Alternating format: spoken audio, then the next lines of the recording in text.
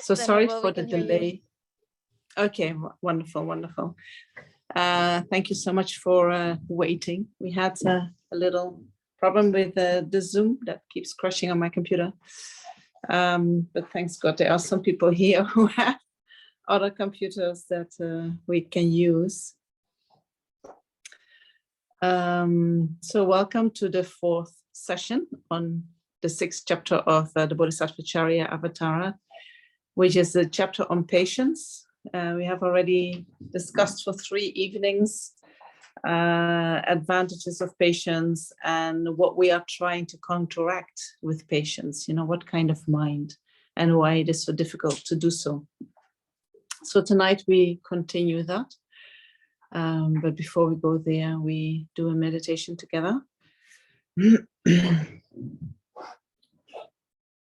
Maybe we keep the meditation till maybe 20 minutes so that we have enough time to discuss more verses. So for the meditation, you bring your body into a meditation posture that works for you.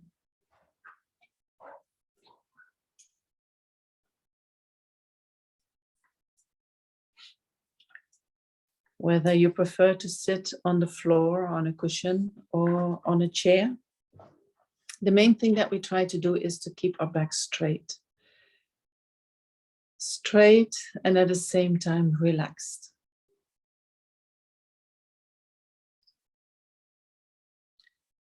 So take some time to let your mind find the right position of your pelvis, of your legs, and then move your mind through your spine, allowing it to straighten up.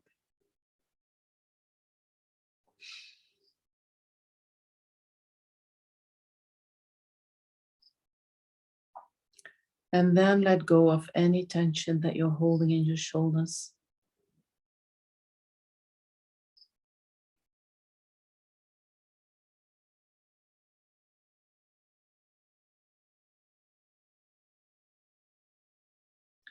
You can place your hands in the meditation posture, putting the right hand on top of the left with the thumbs slightly touching each other.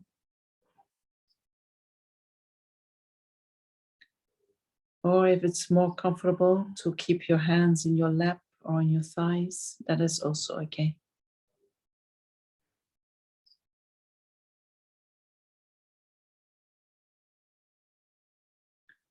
Your elbows are a little bit away from the torso, allowing air to move around your arms.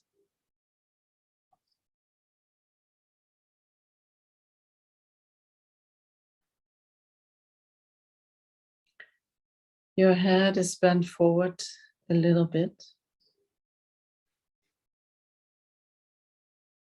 The jaws are relaxed.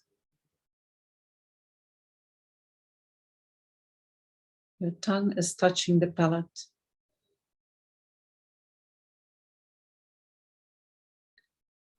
And the eyes are closed, but allow a little bit of light to come in.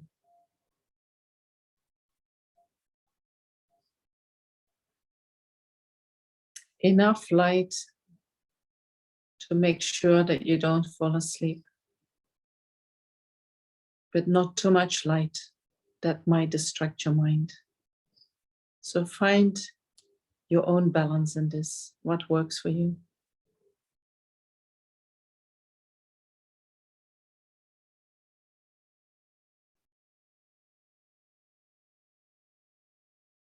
And while you're focusing your mind on your body,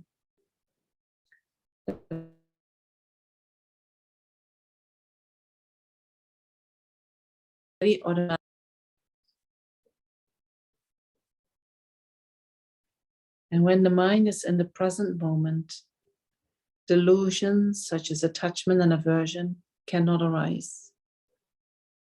And so the mind will naturally calm down.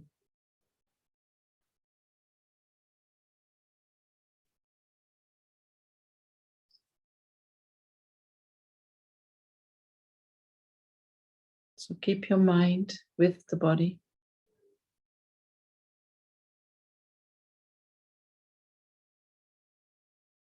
Allowing the mind to settle.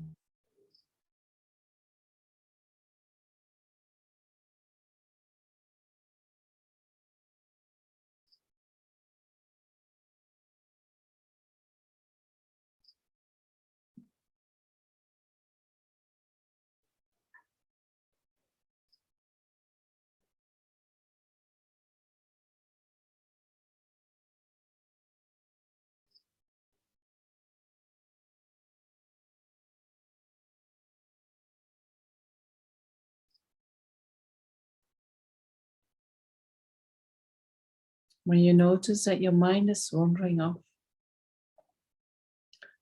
either contemplating on all the things that have been happening today, or already moving forward to what you're going to do after this session or tomorrow. When you notice that, gently bring your mind back to the body, to the present moment.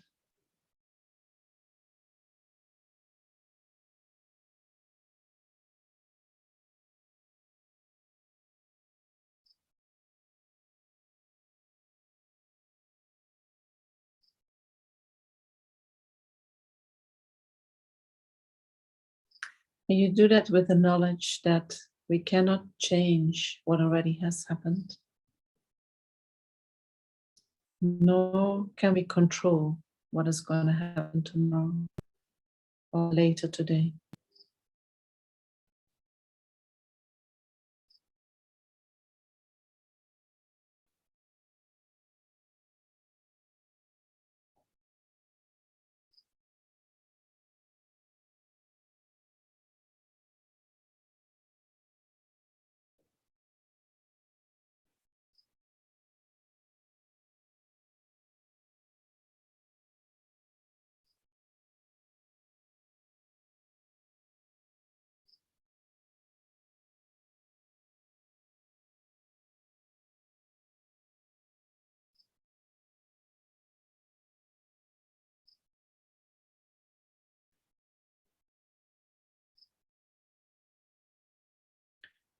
And when you feel that your mind starts to settle, you can let it rest on your breath, either by observing the rising and falling of your abdomen, or by observing the sensations at your nostrils, whatever works best for you.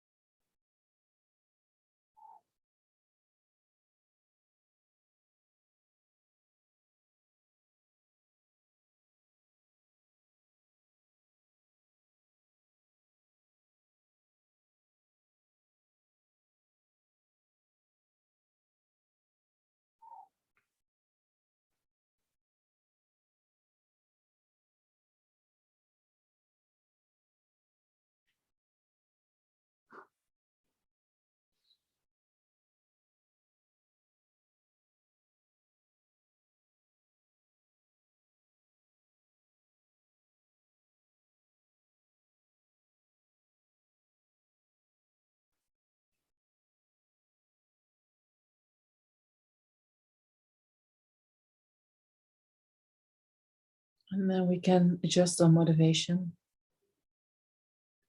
for being here tonight, for listening to the teachings, for thinking about them, for meditating. So that whatever we are doing today, we not just do for the pleasures of this life, to feel better in this life, but to widen that motivation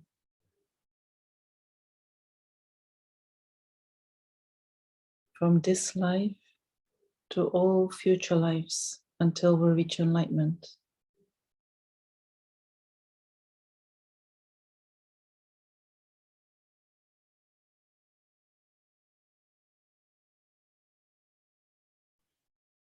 And from doing it for our own happiness to doing it for the happiness of all sentient beings, starting with those that we love and like, those that we are close with, to those that we don't know so well, to those that we don't know at all.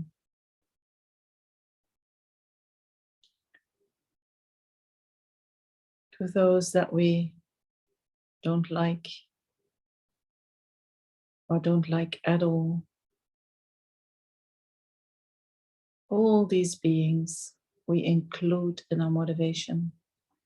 We are doing it for the happiness of all of them.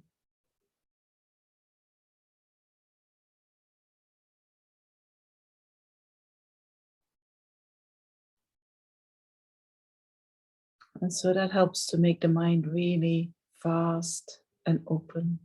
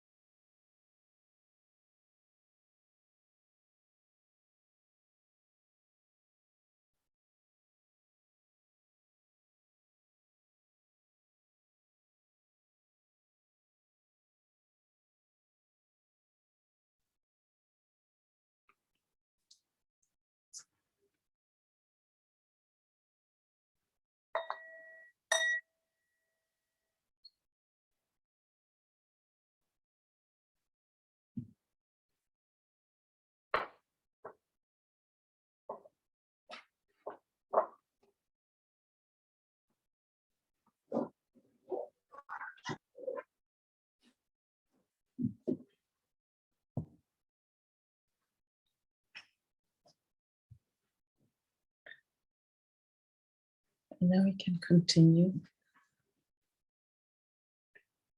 with the 6th chapter. And I think we had arrived at verse 7. Is that correct?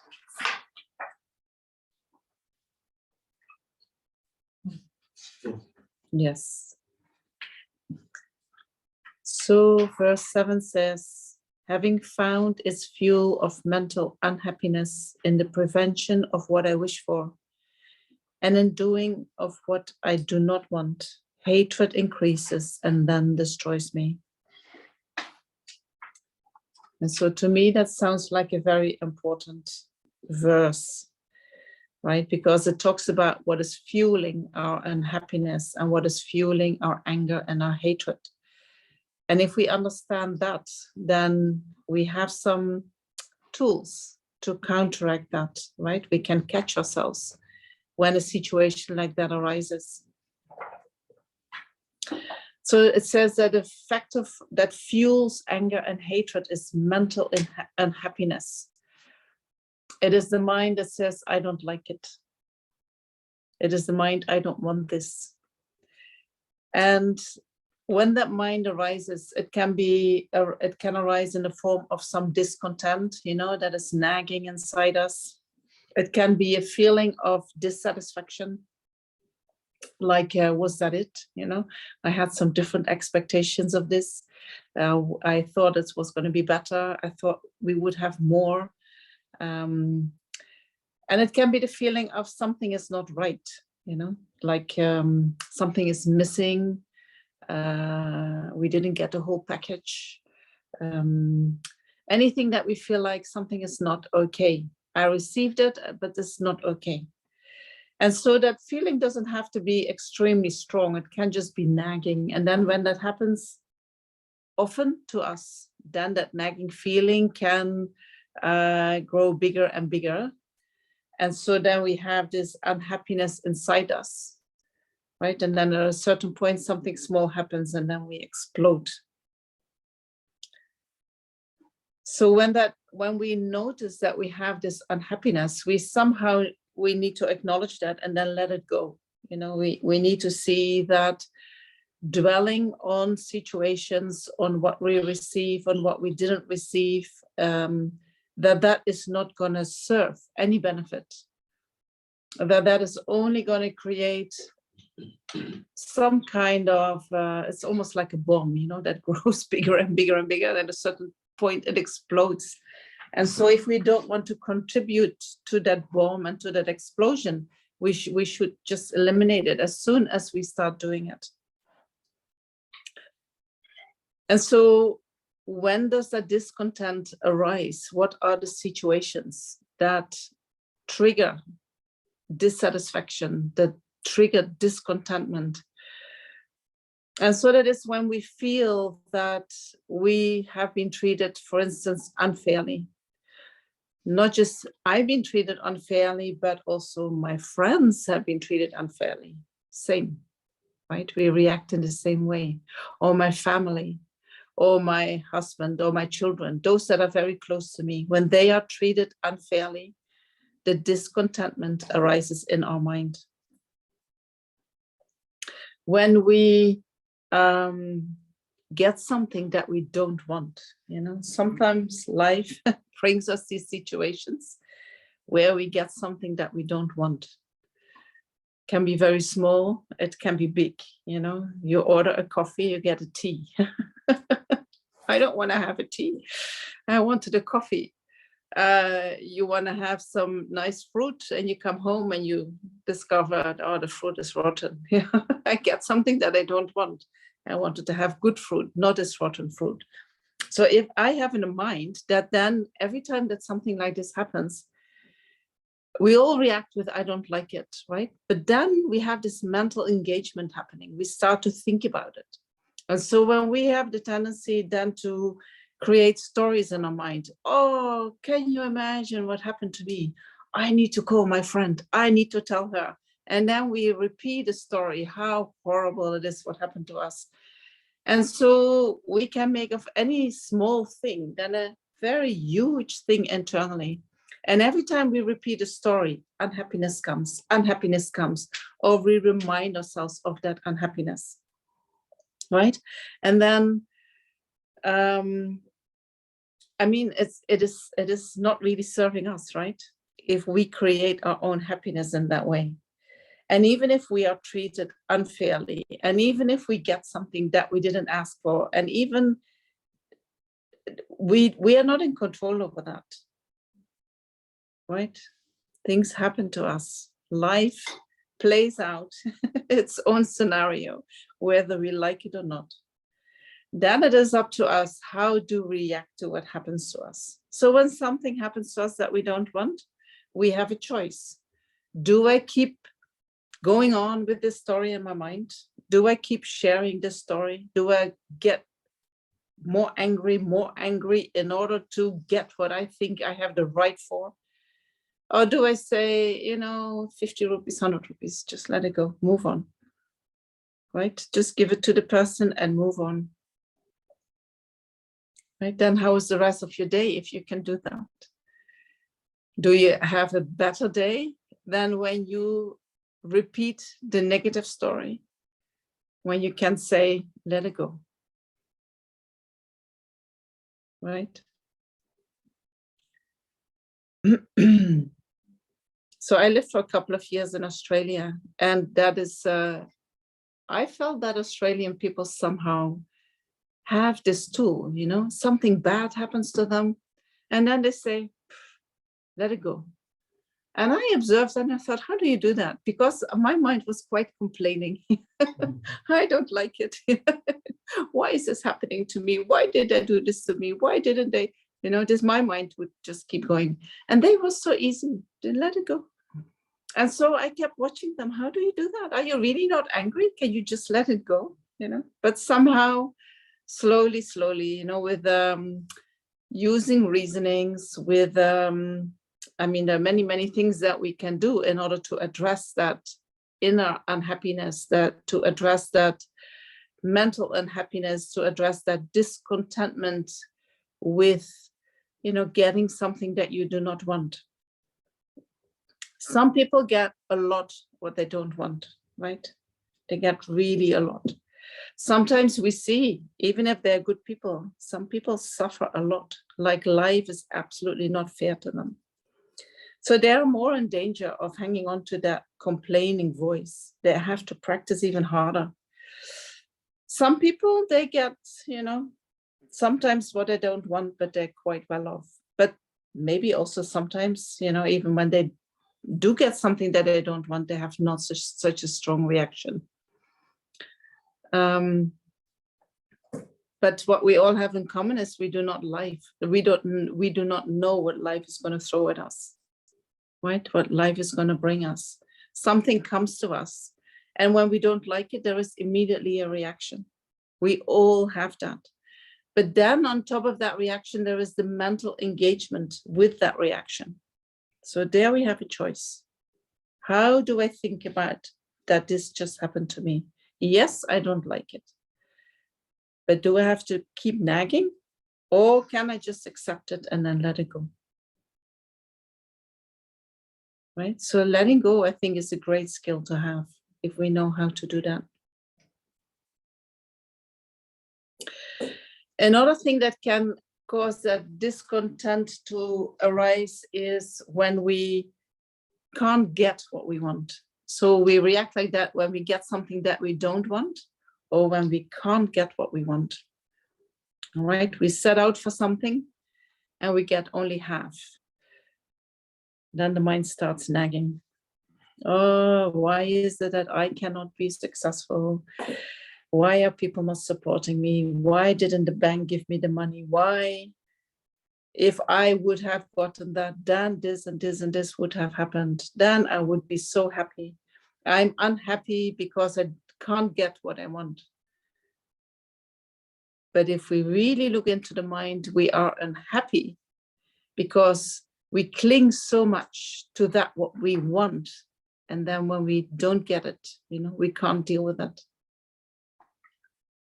So if we find the tools how to deal with situation where we can't get what we want, then when that arises, we can, for instance, look at what we do have, right? Look at the glass, whether it's half empty or half full. When we can see the fullness of what we are having, then maybe we're not focused on the parts that we are not having. When we can be content with what life brings us, then we don't have to keep grasping at what we don't get. Right? Also that if we do not have the merit to get something, we can grasp whatever we want. It's not going to happen. Right?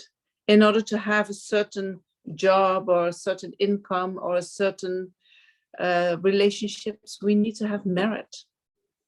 And I can think, and there are many gurus that say, just put your mind on it and then it will happen, right? If you do the right things, things will happen. You have these coaches that coach you through life. And they say, if you want to achieve something, you set the goal, and then you make sure you have this and you have this, and then it's going to happen. And for some people, it's true. It happens like that. But if you don't have the merit, no matter what you put your mind on, it's not going to happen. If you don't have the merit, then you cannot get the conditions together that are needed for something to happen. Right? So then instead of getting angry and being unhappy, we could say, oh, the fact that I didn't get it means that I don't have the merit. Or the fact that somebody else got that job means that they must have more merit than I have. Right? And then instead of being angry, we could rejoice in what they must have done in order to create that merit. But that's hard for us, no? So these are some bitter pills that we need to swallow. And yes, it can be a little bit painful.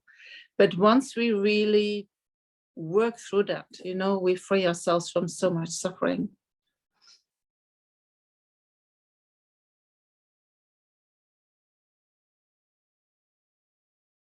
All right. So discontentment, when we observe it in the mind, we should take action straight away by looking at what we have instead of looking at what we don't have. By looking what is good about the things that we have instead of looking at that little thing that is missing or that is not so great.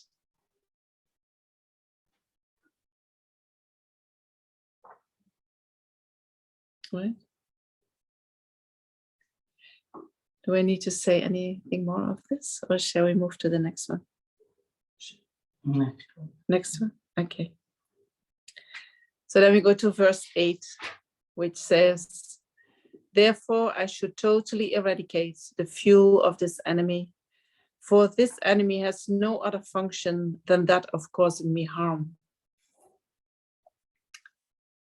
And just let me see. So if people have any questions, or they can put it in the chat, right? I'm just not so sure how to do this, but it's okay. For now, it's okay. I'm not seeing popping anything up. I have a question. Yes. When you say that, a part of the practice is to accept it and let it go. Yes. There is another choice, right? Which is to change it. To change it. Accept it, or you can change it. You don't always have to let things go. Right? Give me an example. For example, I don't know, if you have, let's say you're in a line of work that you don't like.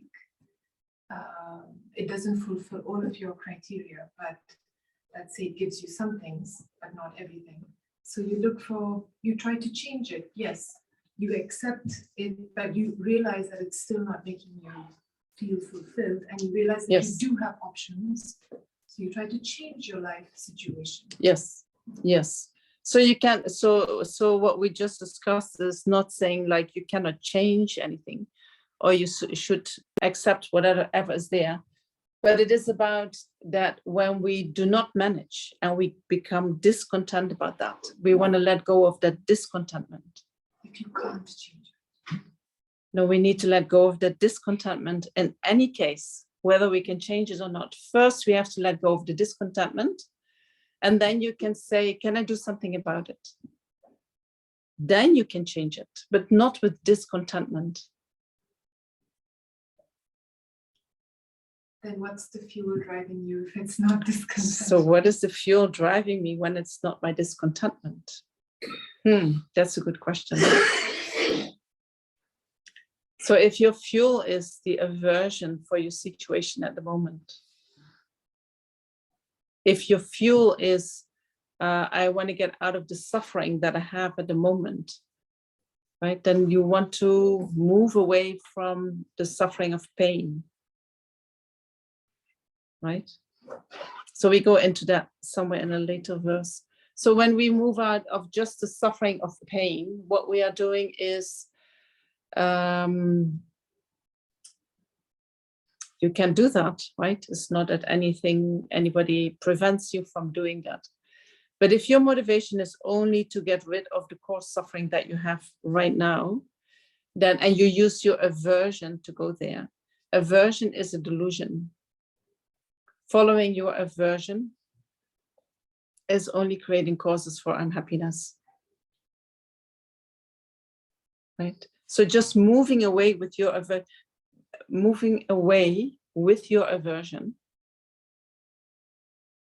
where is it going to bring you?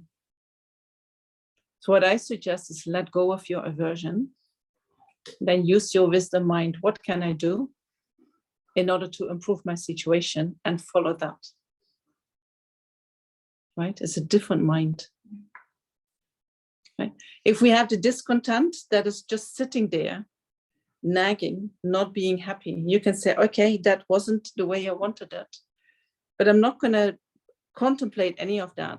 What is it, what I could achieve, what I can achieve? You know, you do that with a positive mind. That I see. Yeah. Yes. Venerable, you said in your discussion of the previous verse, Yeah. that we need merit to get what we want. Now, in terms of spiritual part, potentially we can all become Buddhas, right? Yes. But most people don't have the merit to be even on the path, right? Yes. So what advice do you give to, say, beginning students or even older students to create the causes to be able to generate more understanding, realizations, etc., etc.? Because right now, it seems like we don't have the merit for even very basic things. Yes. So how does that happen? I mean, we are living in degenerate times, right? So the delusions are very strong. And so in this time and age, even creating a little virtuous action is a lot of effort. It's very, very difficult to do. But then creating little virtuous actions, they also say that creates a lot of merit because it is so difficult to do at this time and age. I don't know, what can we do? You know, when I became a nun, I hoped I was gonna become enlightened in this lifetime, but it's not that easy, no? So then you practice and you study, and the more you study, the more you realize, like, oh my gosh, we haven't even started, right? We know nothing really.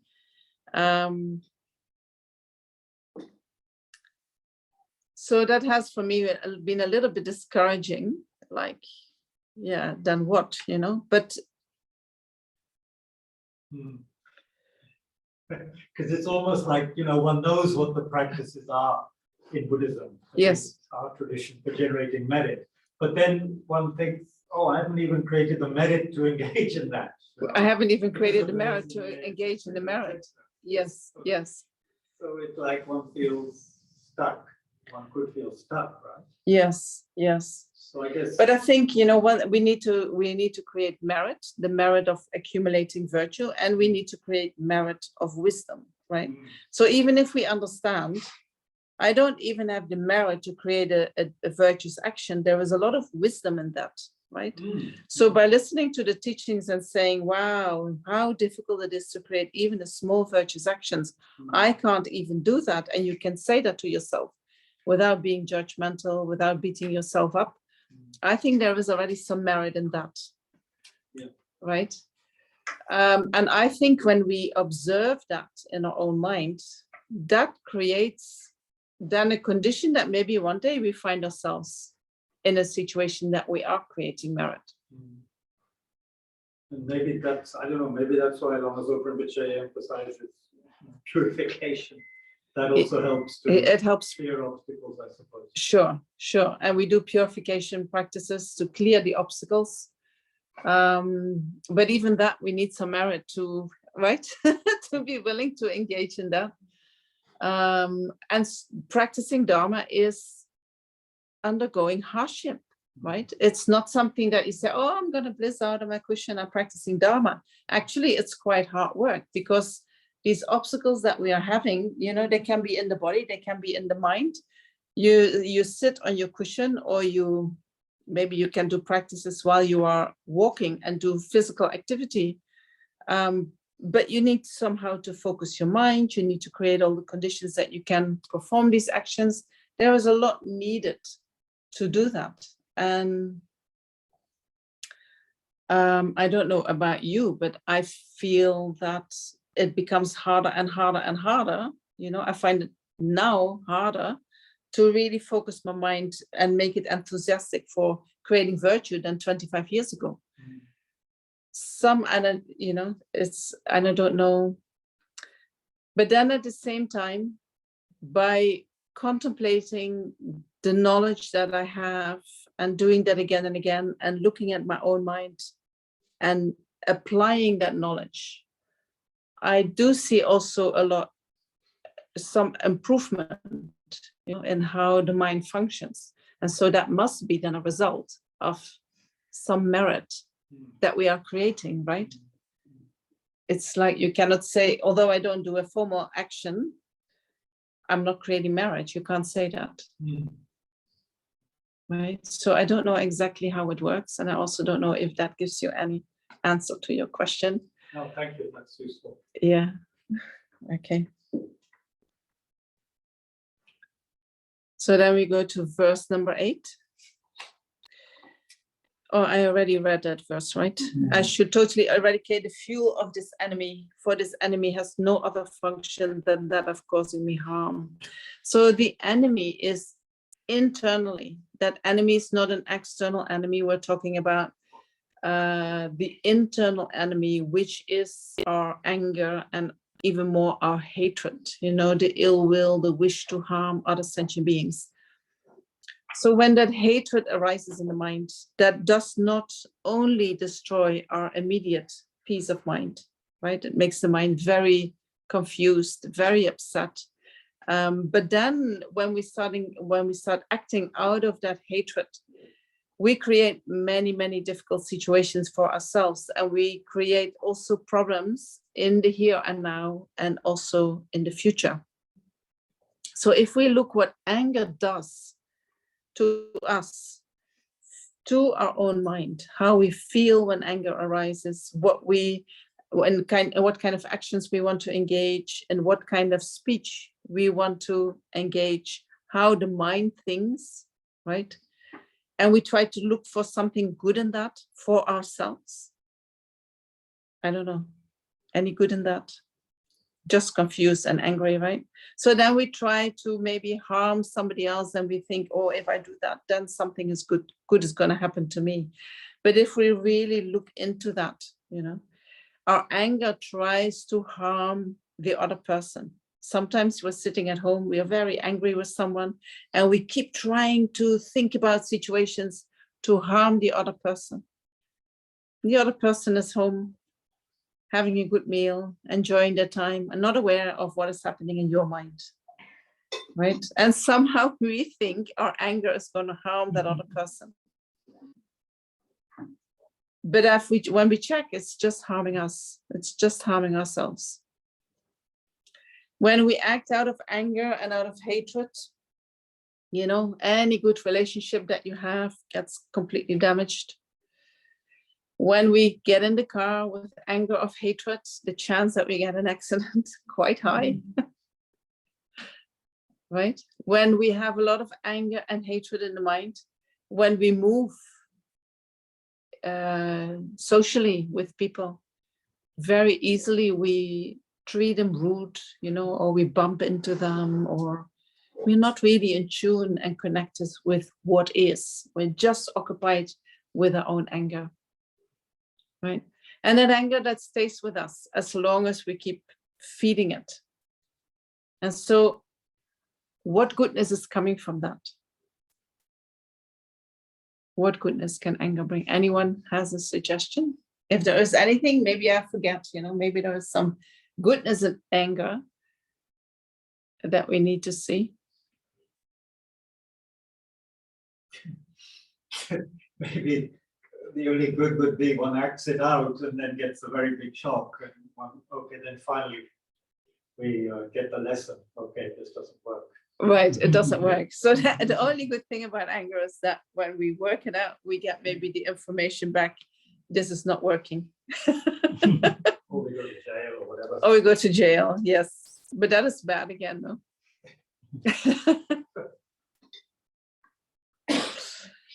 So then Shantideva says, if we have an external, or he doesn't say that, but that's actually coming from the commentary from His Holiness. If we have an external enemy, that enemy is, we are angry with, that enemy is angry with us, maybe one time, 5 minutes, 1 hour, you know, or maybe over a period of time, but we only meet that person sometimes. But that inner enemy is there all the time, eating up our merit, right? Destroying our merit, letting us engage in situations that are, you know, later we think, oh my gosh, how stupid was that? Look what I all destroyed. And then it is very difficult to heal, right? If we act out of anger, even if we go to the person and we apologize and we deeply regret and sincerely regret, but then to go back to the situation where you were before you got angry, it's almost not possible, no? That anger will be somehow there, or some leftover of the anger will be somehow in that relationship. So there is damage always, right? And at a certain point, if you keep repeating it, at a certain point, the person says, now it's finished. So no goodness in anger. So it says that anger has no other function than that of causing harm to me, right? In the short term, in the moment that it happens, and then also in the long term with the imprints that it leaves in our mind that will ripen at a later point in time in unpleasant feelings and suffering.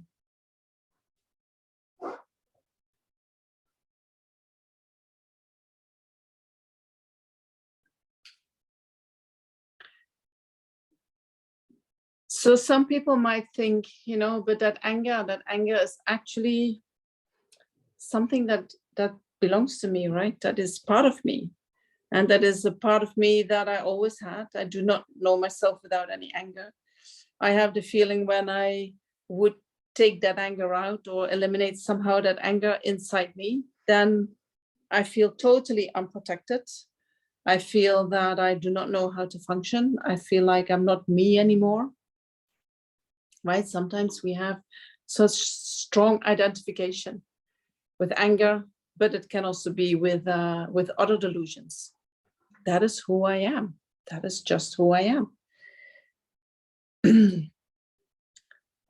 And so then what we can do, if you have that so strong, then when anger arises in the mind, you could say, oh, there is the anger again. Anger is arising in the mind.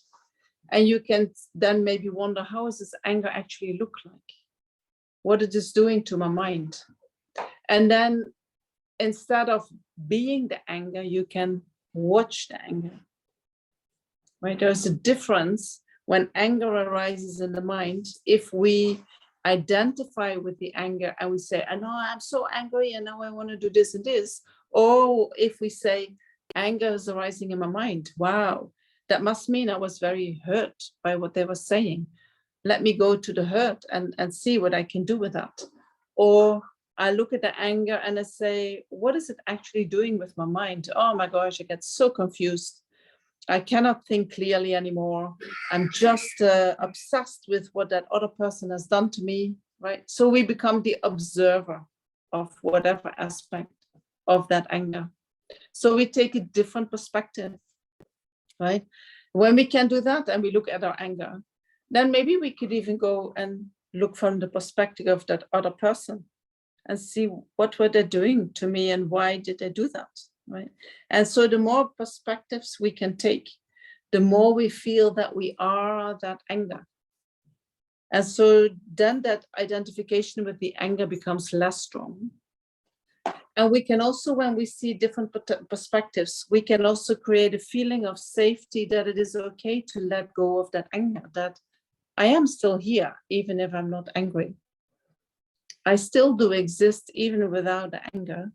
You know, I'm still me, even without having the anger.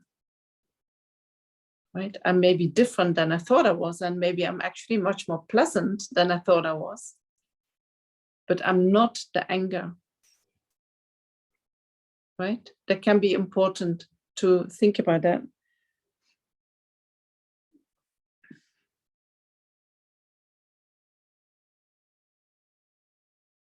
Okay. Is that clear? Good. So then we can go to verse 9. Whatever befalls me, I shall not disturb my mental joy. For having been made unhappy, I shall not accomplish what I wish, and all my virtues will decline. And so if there is no anger at all in the mind, you know, then what is there? There is actually just our natural state of mind, which is mental joy, right? If we would remove all the delusions, what will be left over is mental joy, happiness. And so when we do not get angry, no, what we say, that I know that my internal mind, my natural mind, is a mind of mental joy, and I'm not going to let anger disturb that. When I allow anger to arise, you know, then whatever I set out for is very difficult to achieve. Yes. So in the text here, yeah, what I wish, which I shall not accomplish, that what I wish is nirvana, Buddhahood. Anything what you wish. I shall not accomplish what I wish, even any worldly activity. Right? If I set out to, you know, I wake up in the morning and I'm very happy and I think, oh, I'm going to the Chitta and I have to make coffee and tea for the people who are coming, and then something happens and then I get really angry and I get caught up in my anger. You will not be able to accomplish that task, right? So any task. And then for sure, we also put up roadblocks for our liberation and for our enlightenment. You know, the more we indulge in our mental engagement and into our anger, but even worldly activities, anything that we set out for. And so they say that anger is the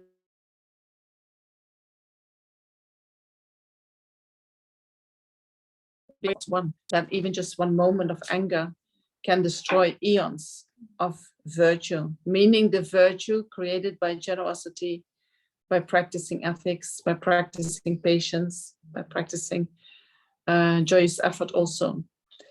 Anger does not destroy the virtue created, the virtue related to wisdom and concentration. I have a little bit of doubt of the concentration, but this is what His Holiness says. So I have to go with that. But definitely the virtue created in relation to wisdom, you know, this anger cannot destroy. Any insights that we have in reality, even if we are very angry, that insight will still be there. Right? But if we have done a lot of practice dependent upon the mind of compassion and loving kindness, for instance, we have been giving money, we have been practicing ethics, we have been not harming sentient beings, we have been engaging in all kinds of virtuous actions.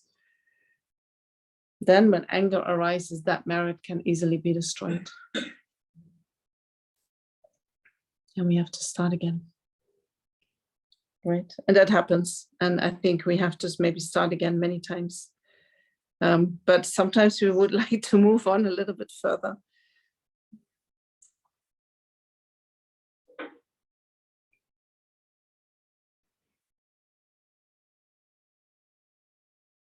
Yes.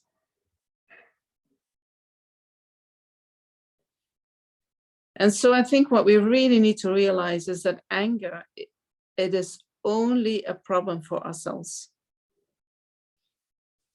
Right? Anger appears as our protector for harm, our protector, you know, to protect whatever we feel that we have. Anger appears like, I'll take care of that. I'll make sure that nobody can take it away from you. I'll make sure that nobody's going to hurt you. I'll make sure that when somebody hurts you, I'll keep them on a distance. And so easily we follow that when it arises in the mind, because it feels like that is my friend, you know, that is my friend who's going to protect me. What if I don't follow that? Right? Then anybody can just harm me, can just hurt me. And so we react with anger, with that kind of expectation. But then if we really look into it, what it is doing in our mind when it arises, what it is doing to us in the long term, what it is doing to us in relationship to others, there's no good, nothing. It's just destroying whatever goodness that we have built up. It's just destroying all that. It is destroying the peace of mind. It is destroying, I think, any good relationship that we had. It's just destroying that. Right? It's like sewing the legs from underneath your chair. Is that an expression in English? We say that in Dutch, like you sew the legs from under your own chair, you know, when you're angry. It's a tree metaphor in You India. are making a problem for yourself. Making problems for yourself. How do you say that, Naveen? You have a Hindi metaphor, apne pair kulhari. What does that So mean? it's like you are axing your own foot. You're axing your own foot. You're Yes. Using the axe on your own foot. Yes. Yes. That is what anger does. Or hacking the branch you're sitting in. Or cutting the branches that you're sitting on. Yes. Something like that. Yes. And it's actually interesting because it's the harm of anger doesn't just happen to the perpetrator, but it happens to the victim as well, because you generate feelings of hatred in the victim of an angry assault or an angry outburst or something. So in that way, you know, it's like you're sort of sowing the seeds of anger even in someone who And there are didn't have multiple it effects. maybe initially. Multiple effects. Yeah. So when we Society, hurt somebody family. deeply out of our anger, Family, and then we can society create a suffer. situation for the other person that they become angry as well, right? But I wouldn't say we are sowing the seed in their mind to become angry. They also have their own responsibility for reacting in that way, you know. But what we can definitely say, if I get really angry at someone because they're hurting me, I don't want to have anything to do with that person, right? So then that relationship gets very polluted or destroyed, or maybe completely destroyed.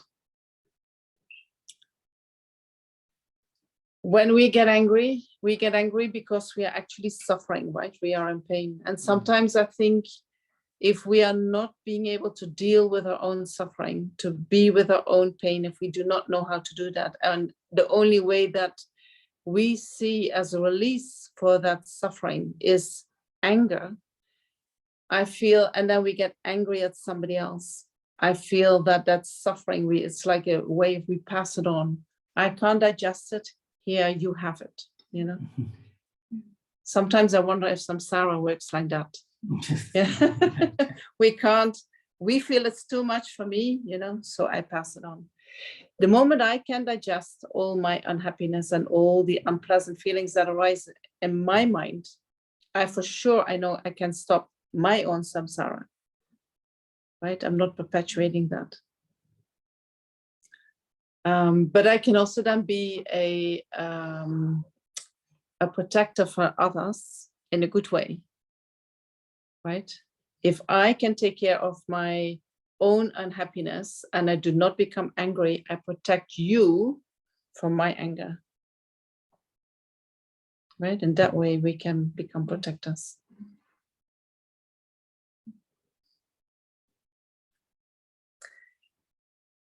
All right, verse number 10. The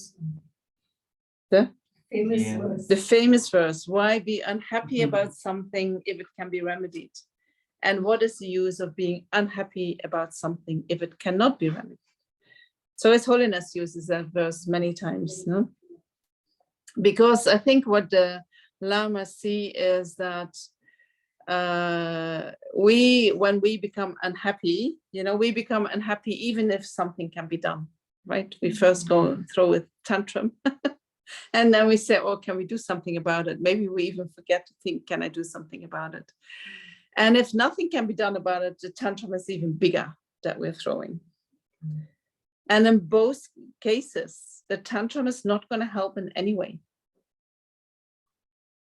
Right? So when we can change the situation and we start with throwing a tantrum, we create roadblocks, we create obstacles, we create, whatever can be remedied. At least we have the access to the remedy will be more difficult to find. And when something cannot be remedied, sometimes it feels we're walking into a wall, right? And then we get very angry, trying to change or to let that wall collapse somehow. I do not want to have this wall in front of me. I want to go through the wall, right? And then we have to surrender, say, no, this is a wall. This is really not going to change into anything else. And no matter how hard we punish or push or hit that wall, it's not going to change, right? This is a hard one for us, no? Or not? Not for you? No. It is. Which one is harder? That we get unhappy if something can be remedied, or do we get unhappy with things that cannot be remedied? The second, when it cannot be remedied, is more frustration, more pushing, fruitlessly. You don't know when to stop. You feel you have to do everything you can. Right. We kept punching that wall until we are convinced that it's not going to fall. And you're never convinced. And you're never convinced, so you keep punching. Right. So when do we stop? Or what do we need in order to know that this situation cannot be remedied? How do we get information about that? Acceptance. But so he says, I will keep going on until I definitely know nothing can be done about it. How do we get that conviction like, oh, this is really a no-go? What do you need for that? Wisdom. Huh? Wisdom. Wisdom. What kind of information would be useful? Depends on situation to situation.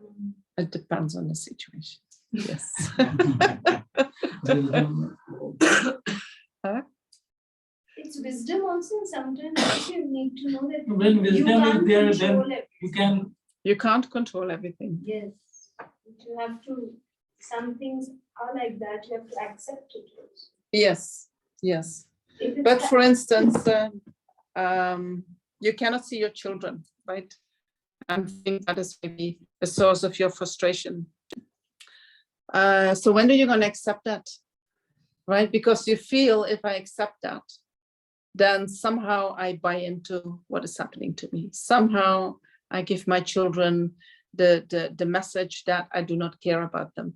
Somehow me fighting, even if I know it is hopeless, I keep fighting for them because, maybe there's going to be a chance for a change, right? And you would never forgive yourself if you give up. And then later you discover there was a very tiny chance and I could have taken that, right? So when do you give up? And is it giving up? Is it giving up? I was just Right? going to say, So we have the feeling I give up, but is it giving up?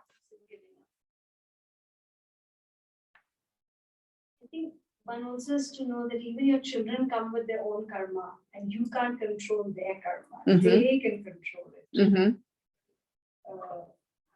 So you can weed for them, you can do the weeding, but how they grow or what circumstances they face is also their karma. So It's we also- don't own them. Yes, it is also their karma, what kind of circumstances they meet. Yeah, they Yes. meet and how they make it. Yes. Yes. And how can you feel a good father If you see that you fighting for the children is not going to bring any goodness, it's not going to bring the children any closer, how can you still feel a good father giving up that fight? Right? How did you do that? No labels. I No don't label labels. myself. You didn't label yourself No as mother. good mother, bad mother, nothing. No labels. No labels. You just said, I'm the mother and I do what I can, and I do not do what I cannot do. Gibran say they come from you, but they don't belong to you. They come from you, but they don't belong to you. So there are all kinds of things that we can think in order to see that sometimes we are in situations that we cannot change something, you know, but that it is not just our responsibility or our fault or our, you know, that we are the only ones who can maybe change something. And if we give it up, then nothing will change. You also do not know that, no? The moment you stop fighting, it can also be fighting in a negative way, right? With your anger. It can also be that because of that, something changes in the situation. And then suddenly things start to turn around, right? That's possible too. So creating a good energy can also somehow turn things around that seemed to be completely hopeless before. Right? Yeah. And that works at a collective level, because there was a time when I think people felt the Berlin Wall would never come down. Right. You know, and then somehow things happened. And then somehow that happened, no? But I think this verse also seems to be saying that in samsara, at our level, when a lot of the time we're not going to know the difference between something we can change and can't. Right. We don't have enough wisdom to know if something can be changed or not. So then Yes. it seems to be suggesting, look, just let go for the time being. Don't beat yourself up for, you know, not knowing how to deal with it. Or Yeah. we could say it's an incentive to develop clairvoyance, Right. you know, and develop concentration clairvoyance. Then you know, Yes. Yes. you know, that karmically this is not going to happen Yes. this life for, you know, for some time. Mm. But if we don't have that level of realization, then at some point, let go. Yes. Let And go. as you say, create causes that may change the situation in time, Mm. and maybe they don't. And maybe they don't. Yeah. So, okay. I think when we have problems, you know, what we do is we think we can get into the problem and we try to change that what we experience as a problem. So we're gonna interact with what we believe is the problem. And some, you know, if we think about things arise due to causes and conditions, the problem has arisen due to causes and conditions. These causes and conditions, once they are exhausted, the problem will naturally dissolve, right? But when we start to interact with the problem, maybe we make it lasting much longer. You know, we are interfering with its natural arising and dissolving back, right? Yeah.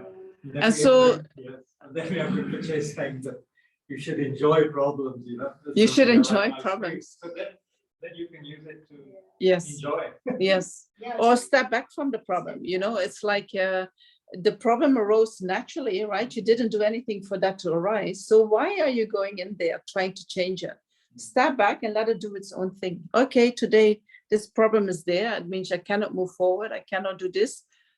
I accept it. I'll do some other things, and then when it is finished, it will collapse, and then I can do what I want to do there.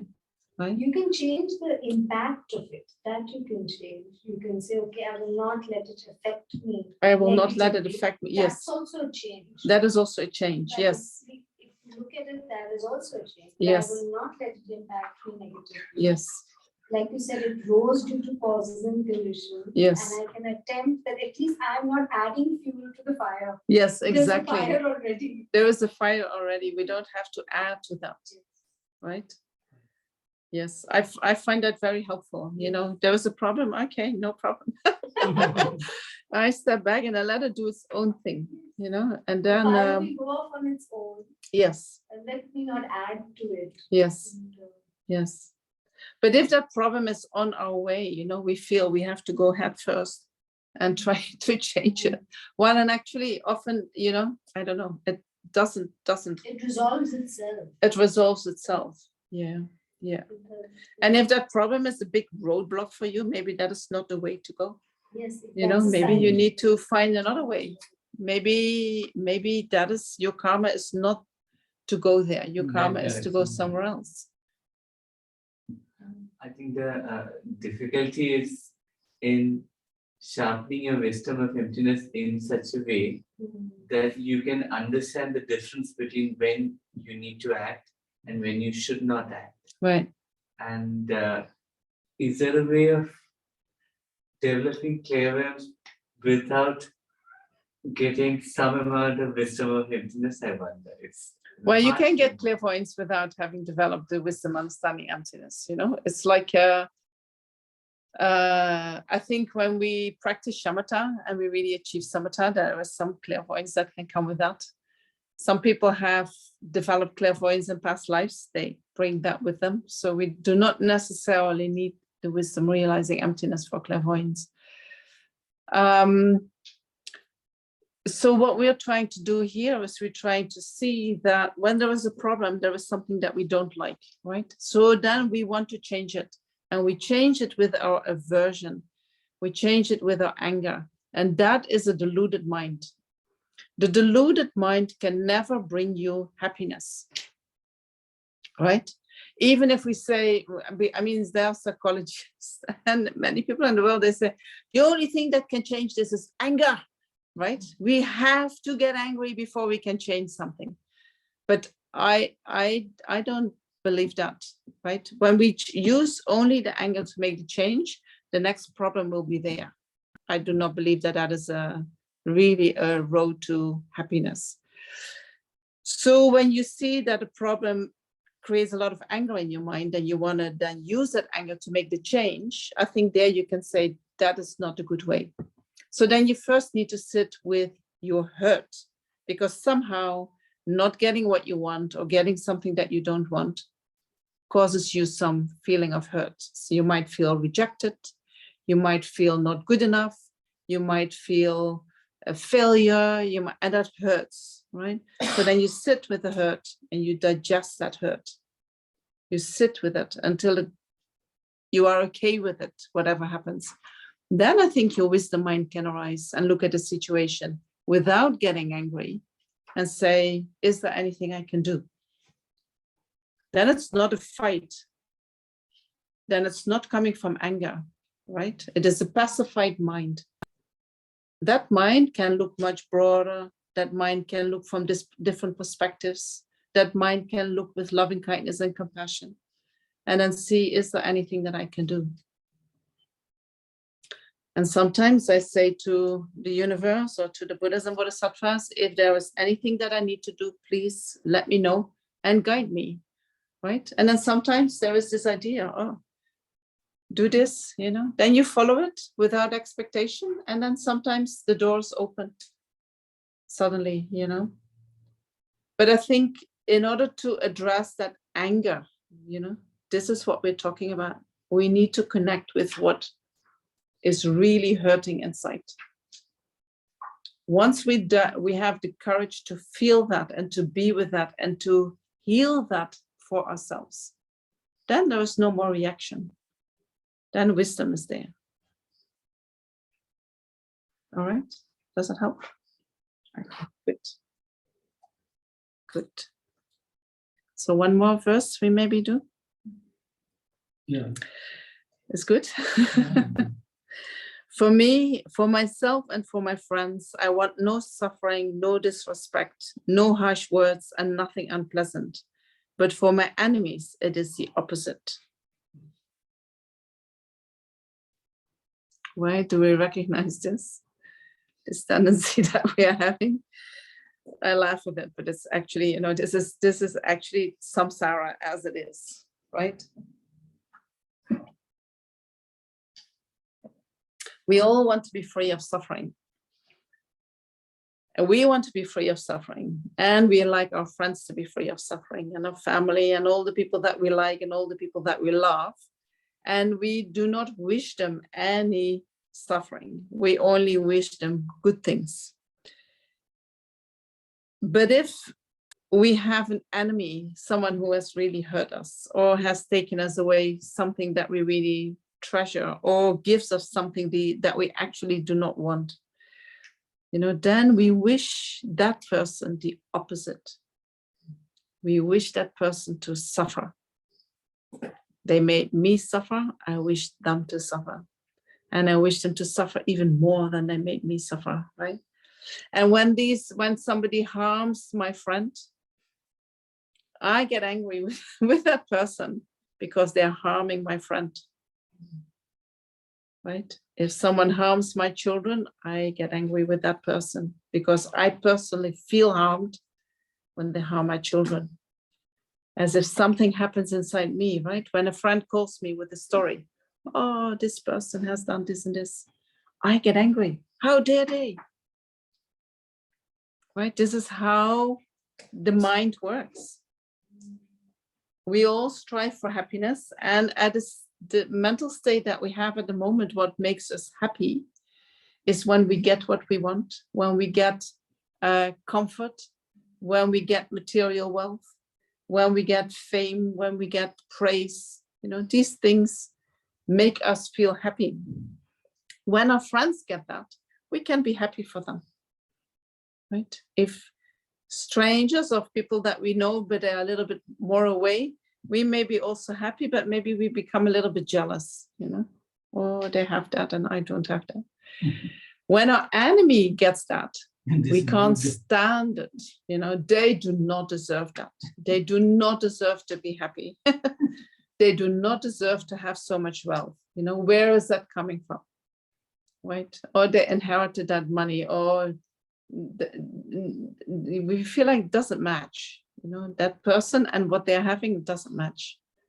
They should not have that. Right? We find it difficult to rejoice in the good fortune of our enemies, of the people that have hurt us. Instead, we wish them that we want to be free of, right? We want to be free of suffering. We want to be free of discomfort. We want to be free of losing material wealth. We want to be free of people who gossip about us, or we want to be free of criticism. But we wish that to our enemies. The enemy get criticized, we rejoice. Yes, he deserves that. Right? We also join in the criticism sometimes. And we join in the criticism, yes. And we add to it, And when our enemies gets an accident with the car, we rejoice, He didn't deserve that car anyway. Now he feels what it is not to have a car. Huh?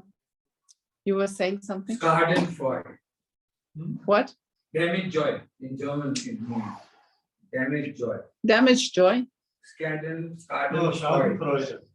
Schadenfreude. Yeah, Schadenfreude. That's the German word, right? Damage joy. Damage joy. You translated Schadenfreude.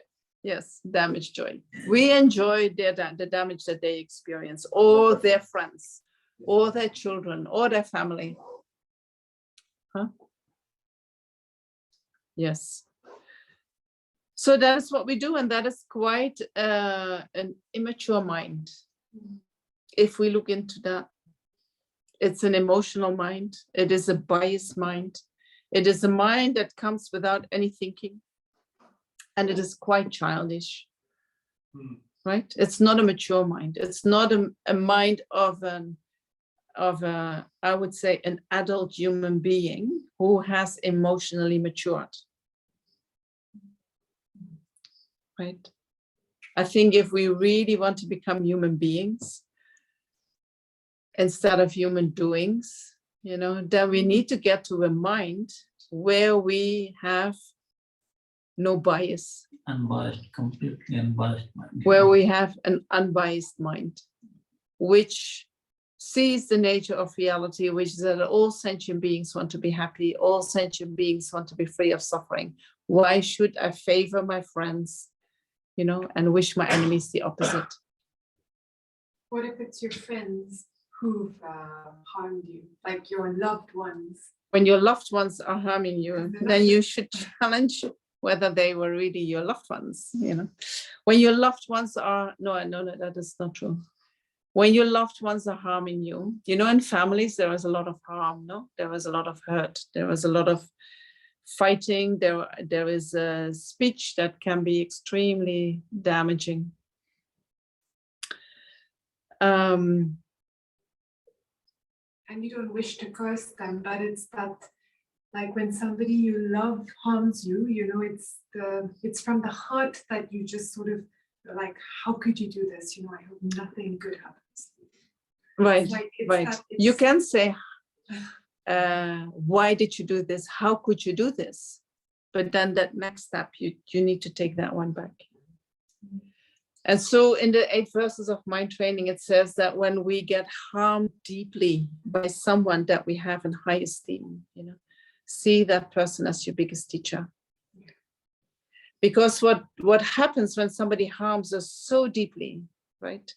In order to resolve that harm, we need to go deep, deep, deep, deep down inside our own mind to understand why that was hurting so much. And we need to see all the aspects of the hurt in order to be able to get to the place that we let go, right? That we find peace with that.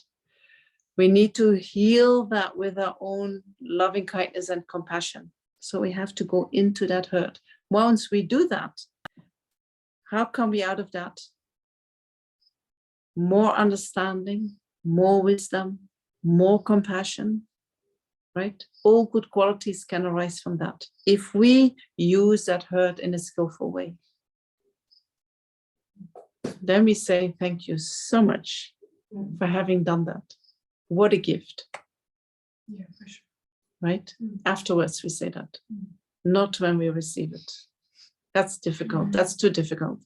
But afterwards, when we can see what all kinds of qualities can arise, independence on that, when we use that hurt in order to learn about the mind and in order to transform the mind, all good qualities can arise.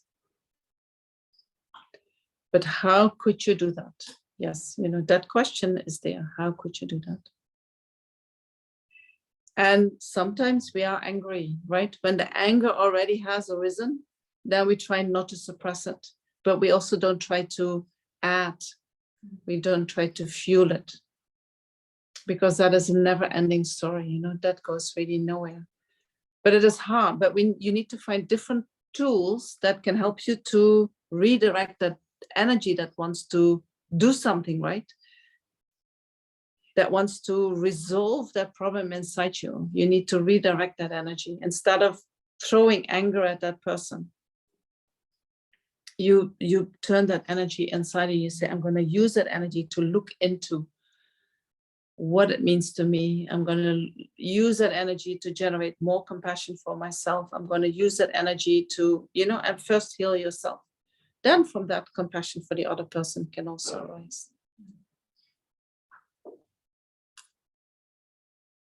But not easy.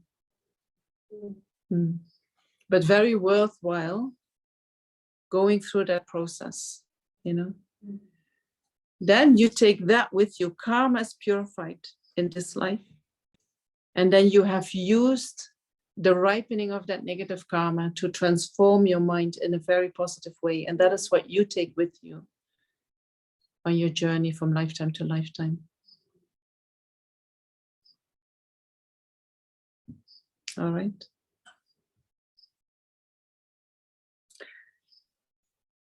Are there any more questions? Yes. Same in a relationship context. On one hand, there is shock and shame. Like for me, on one hand, there is shock and shame about, how could I respond with so much anger? I didn't know that I had so much anger. You are shocked and shamed about your own anger. Because then when I saw the devastation that it caused, and that I was angry uncontrollably. So that's on one hand. And then after some time, the shock and shame comes down a little and you realize, okay, there is work to be done. It was somewhere there. But then the question comes that the anger arose out of a context. Am I not being like vigilant about the context and what they did to provoke this? Like, am I giving them an easy pass? So sometimes that question harms me. Am I giving them an easy pass by not getting angry, or by Like putting everything on me. putting everything on you? So I don't think we need to put everything on us.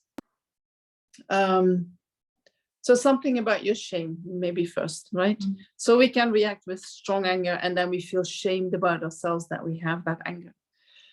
But as ordinary human beings, we all have that reaction when we are deeply hurt.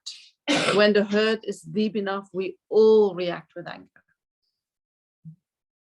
Right? Unless we are an extraordinary human being, unless we have realizations of emptiness, we all react with anger. When the causes and conditions arise, that is what is arising in the mind. And when we get really, really angry, we can also say we must have been hurt really, really deeply, right? And so you can be, I would say for you, the fact that you react so strongly means that you were hurt so deeply, right? So who needs to be ashamed of that? I don't know. If I put it that they need to be ashamed, then So if you leave that shame with them, but you don't take it on, they don't have to be ashamed, but you leave it with them. You should be ashamed that you do that to me, right? But I don't have to be ashamed about my reaction, but I did react strongly. And so that motivates me to look into my mind and to look into my reactive mind and see if I can do something about that to transform that mind, which is great. But that shame, I would leave it with them. Yeah. Then the second part of your question was, do I give them an easy pass when I do not get back to them? Or when I look at it like, how could I be angry, or I shouldn't have been, no. So we don't say I should not have been angry. I was that angry, which means I was that hurt, right? But you can say, wow, that I have this explosive energy. I want to look at the whole situation. I want to look at my mind and see if I can do something that doesn't happen in the future like that. We will never be able to completely shut it down, because situations can arise in the world, in us, in our home, in that anger arises again. But the more we understand about the mind, the more we understand about relationships, the more I think that reaction will be accompanied by a wisdom mind, by a compassion mind. And so then that reaction will be less strong, having less impact.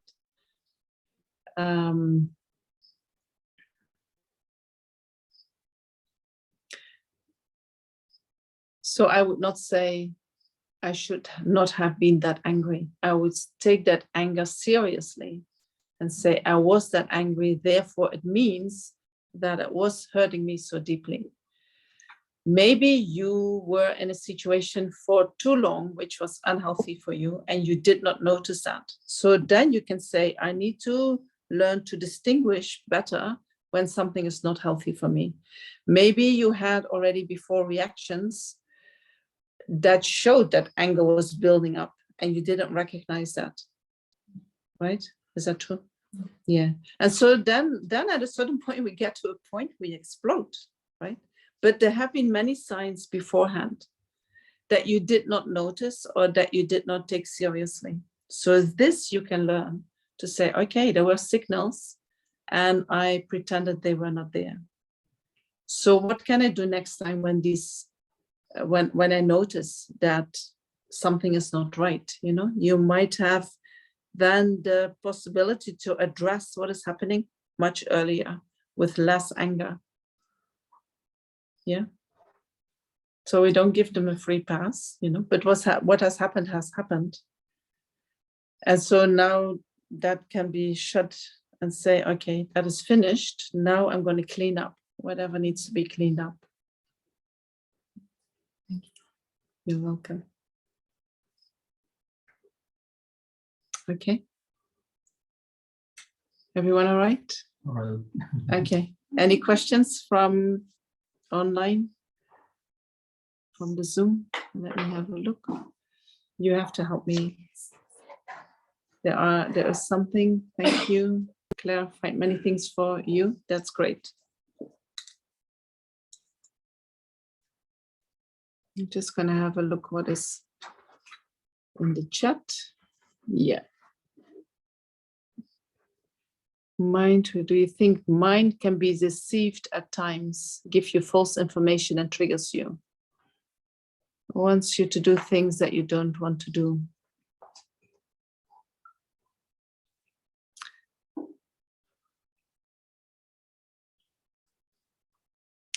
You know, if we say the mind can deceive us, or are we deceiving the mind, right? I think that is what we need to wonder. Sometimes we do not want to hear what the mind is actually saying, right? Sometimes we receive information and we don't understand it. We don't want to listen to it. And then we think, oh, my mind is deceiving me, but maybe not. If you get triggered, you know, you cannot say there is false information that triggers me. There is something that triggers you. So there is something that is really doing something to you. That information from outside might not be the way that you think it is, but something is definitely triggering you. So you need to do something with that. And if your mind wants you to do things that you don't want to do, again, I think that maybe there are parts of your mind that you can't hear, that you're not listening to. You know, then the mind needs different tools to shake you up and say, you know, lets you do things that you think, why am I doing this? Whatever you're doing comes from your mind, right? And the reason why you do that, you might not be able to identify with that. And you think, well, I do not know myself like this. Why am I doing this? But you are doing that, you know. So there is something in your mind that motivates you for doing that. And so I would say go into that journey and see what is actually going on in the mind.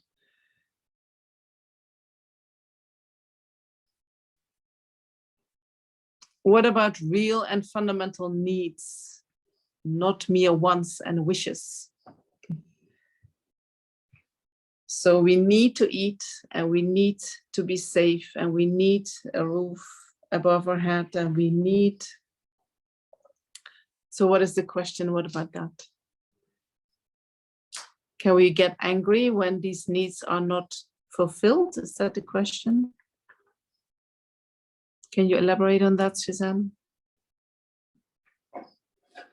And so I think we went into having merit, right? So I don't have to do that. Some good, let me read. Some good can be that anger can give a chance to connect to something greater. One experiences anger at injustice, at bad things. So when we see injustice, you know, we can become angry. But that anger does not necessarily disturb the mind in the same way as hatred would disturb the mind. When we see injustice, we can become wrathful, right? We can say, this is not okay. You need to stop that. Right? But the mind that does that is not, that mind is not as disturbed as, for instance, the mind of hatred. The mind that wants to harm you back, right? The mind that is reacting to injustice is not a mind that wants to harm back. That is a mind that wants to stand up against injustice, right? So there is no ill will in that mind. And it is the malice that disturbs the mind so much. It is the malice that is so destructive.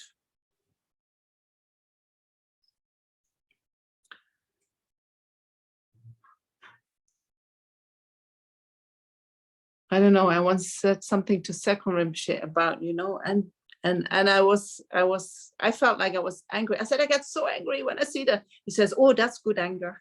You should do that because there is injustice and you stand up for that injustice, or against that injustice. But we don't do that to harm the other person.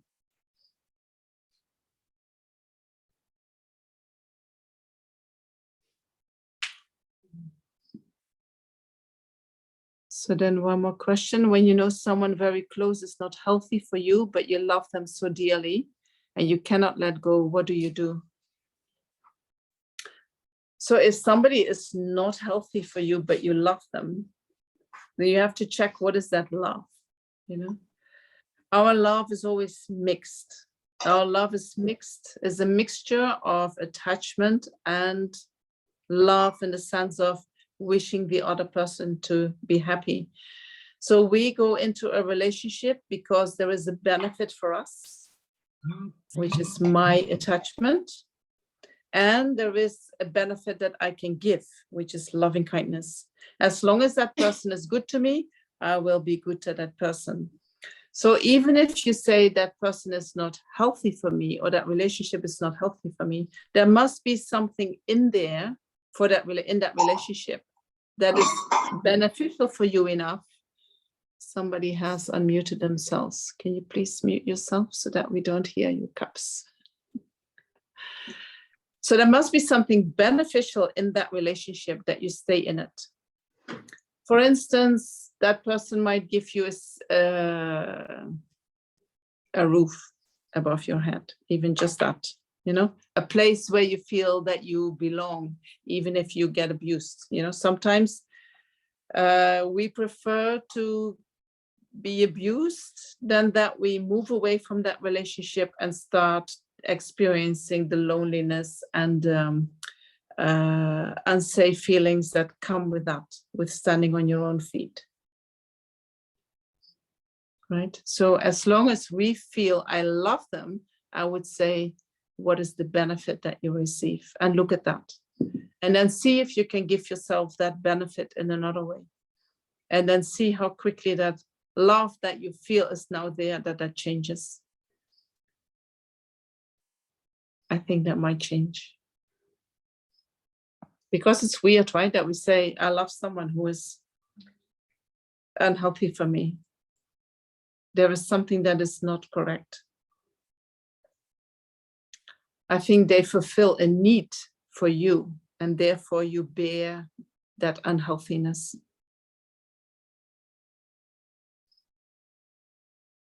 So the others I will come back to next week, if that is okay.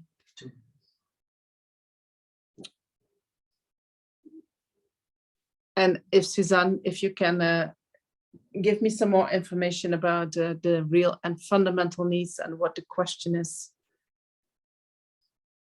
that you're asking. Okay. Thank you so much for being here.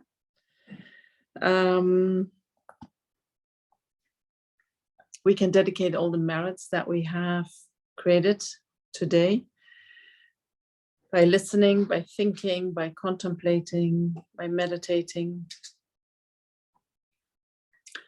And you can visualize that you gather all that merit. Maybe you visualize it in the form of white light, gathering to your heart.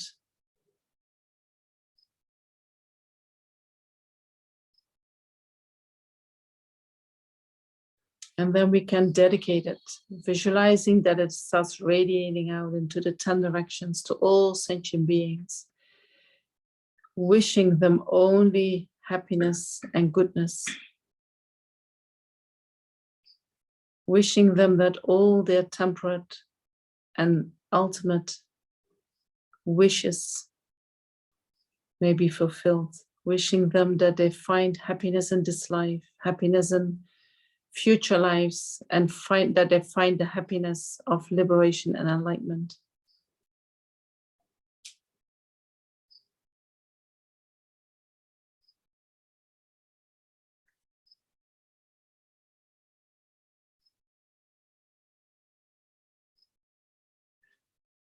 Thank you so much. And I'm looking forward to seeing you tomorrow, same time, 6:30. And I hope we don't have any issues with the computer then and we can start on time.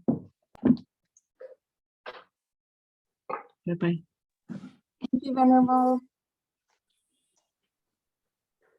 You're welcome.